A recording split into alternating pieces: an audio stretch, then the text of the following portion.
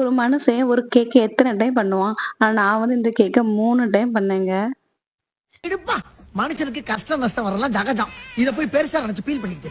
அப்ப என்னமோ முக்கியமான விஷயம் சொல்ல போறீங்கன்னு சத்தியம் வாங்கினே அது என்ன? ஒரே கேக்க 3 டைம் பண்ண கதைய சொல்றேன்.